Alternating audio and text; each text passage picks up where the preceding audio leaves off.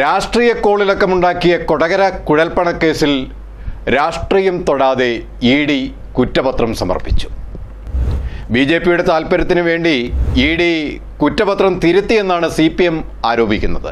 കുറ്റപത്രത്തിൽ ബി.ജെ.പിയുടെ പേര് പോലും പരാമർശിച്ചിട്ടില്ല എന്നും ആരോപണം ഉയരുന്നുണ്ട്.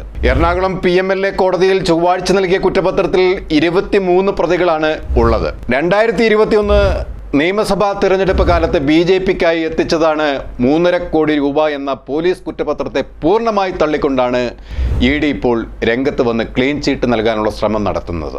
തിരഞ്ഞെടുപ്പിൽ ഉപയോഗിക്കാൻ അനധികൃതമായി ബി.ജെ.പിക്കായി കൊണ്ടുവന്ന കണക്കിൽപ്പെടാത്ത പണമാണ് പോലീസ് പിടിച്ചെടുത്ത് കുറ്റപത്രം തയ്യാറാക്കിയത്.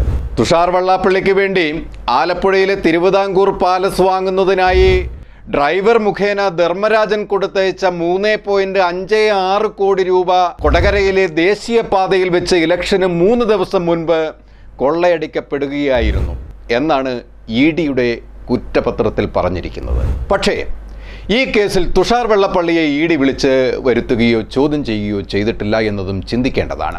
കോഴിക്കോട് സ്വദേശിയും വ്യവസായിയുമായ ധർമ്മരാജൻ പണത്തിന്റെ ഉറവിടം വ്യക്തമാക്കിയെങ്കിലും അതിന്റെ മേൽ വ്യക്തത ഇ.ഡി. ഇപ്പോഴും വ്യക്തമാക്കിയിട്ടില്ല.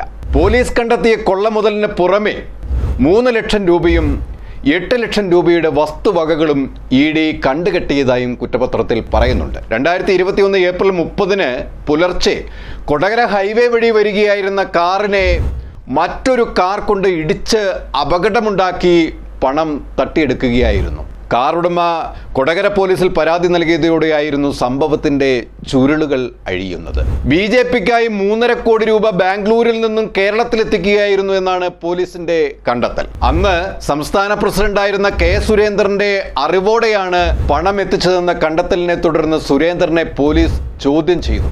അദ്ദേഹത്തെയും മകനെയും സാക്ഷിപ്പട്ടികയിൽ പോലീസ് ഉൾപ്പെടുത്തി പോലീസ് കുറ്റപത്രം തയ്യാറാക്കിയിരുന്നു.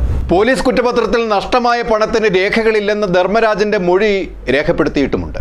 അതും ഇ.ഡി. മാറ്റി ഇതിന് വിരുദ്ധ മൊഴിയാണ് ഇ.ഡിയുടെ കുറ്റപത്രത്തിൽ ഉൾപ്പെടുത്തിയത്.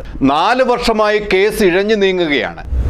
ഇതിൻ്റെ അന്തർനാടകങ്ങൾ ഇനിയും വ്യക്തമായിട്ടില്ലെങ്കിലും ബി.ജെ.പിയുടെ കേരള ഘടകത്തിന് മുൻ സംസ്ഥാന അധ്യക്ഷൻ വക ഒരു തിലകക്കുറിയാണ് കൊടകര കുഴൽപ്പണക്കേസ് എന്നത് ചരിത്രത്തിൽ എഴുതിവെക്കപ്പെടേണ്ടത് തന്നെയാണ്. കൊടകരയിൽ കവർന്ന 3.5 കോടി ബി.ജെ.പിയുടെ തൃശൂർ ജില്ലാ കമ്മിറ്റി ഓഫീസിൽ 6 ചാക്കുകളിലായി എത്തിച്ചത് കണ്ടെന്ന് പറഞ്ഞ് അന്നത്തെ BJP Thrissur office secretary 2024 October 30 Tirur സതീഷിന്റെ വെളിപ്പെടുത്തൽ മേലുള്ള അന്വേഷണം എങ്ങും എത്തിയിട്ടുമില്ല. എന്നാൽ പോലീസിന്റെ കുറ്റപത്രത്തിൽ രേഖപ്പെടുത്തിയതിന് വിരുദ്ധമായി ഇ.ഡിയുടെ കുറ്റപത്രത്തിൽ രേഖപ്പെടുത്തിയിരിക്കുന്നത് അത് ബി.ജെ.പിക്ക് അനുകൂലമാണ്. ഈ കുറ്റപത്രത്തിലെ വിരുദ്ധ പരാമർശങ്ങൾ കേസിനെ ദുർബലപ്പെടുത്തും എന്നാണ് ഇപ്പോഴുള്ള വിലയിരുത്തൽ. ഇ.ഡിയുടെ കുറ്റപത്രം ബി.ജെ.പി ഓഫീസിൽ ഇരുന്ന് തയ്യാറാക്കിയതാണ് എന്നും മൊഴിയെടുക്കാൻ പോലും വിളിപ്പിച്ചില്ല എന്നും സാക്ഷിയായ തിരൂർ സതീഷ് പറയുന്നുണ്ട്. ഇ.ഡി രാഷ്ട്രീയ പ്രേരിതമായി ഇടപെടുന്ന ഏജൻസിയാണ് എന്നാണ് CPM സംസ്ഥാന സെക്രട്ടറി M. ഗോവിന്ദൻ പറയുന്നത്. 2014 മുതൽ 2022 വരെ രജിസ്റ്റർ ചെയ്ത 121 കേസുകളിൽ 111 കേസുകളും പ്രതിപക്ഷത്തുള്ള നേതാക്കൾക്കെതിരെയാണ്. അതായത് 95% ഇതിൻ്റെ കണക്ക്. കഴിഞ്ഞ 8 വർഷമായി ഒരു ബി.ജെ.പി നേതാക്കൾ പോലും ഇ.ഡി കേസിൽ ശിക്ഷിക്കപ്പെട്ടിട്ടില്ല എന്നതും വളരെ ശ്രദ്ധേയമാണ്. അതുകൊണ്ട് തന്നെ ഈ കൊടകര കേസ് ഇങ്ങനെയായതിൽ അതിശയോക്തി ഇല്ലതാനും. UPA സർക്കാർ കാലത്ത് 26 കേസുകളിൽ 14 മാത്രമാണ് പ്രതിപക്ഷ കക്ഷികളിൽപ്പെട്ട ആളുകൾ പ്രതിസ്ഥാനത്ത് വരുന്നത്. 54% ഭരണപക്ഷ കക്ഷികളുടെ പേരിലാണ് എന്നത് ഓർക്കണം. 46% പ്രതിപക്ഷ പാർട്ടികളിൽ വരുന്നത്. ബി.ജെ.പി അധികാരത്തിൽ വന്നതിന് ശേഷം ഇ.ഡിയുടെ കേസിന്റെ എണ്ണം പെരുകുകയാണ് ഉണ്ടായത്. അതിലാണ് 95% പ്രതിപക്ഷ പാർട്ടികളെ വേട്ടയാടാൻ ബി.ജെ.പി ഇ.ഡിയെ ഉപയോഗിച്ചു എന്ന് തെളിയുന്നത്. കൊടകര സംഭവത്തിൽ കെ സുരേന്ദ്രനെ ഇ.ഡി വിളിപ്പിച്ചിരുന്നില്ല എന്നാണ് കേൾക്കുന്നത്. സുരേന്ദ്രന്റെ മകന് ഇതുമായി ബന്ധപ്പെട്ട് തലേന്നും പിറ്റേന്നും വന്ന ഫോൺ കോളുകളും കാൾ ഡീറ്റെയിൽസും ഇ.ഡി പരിശോധിച്ചിട്ടില്ല.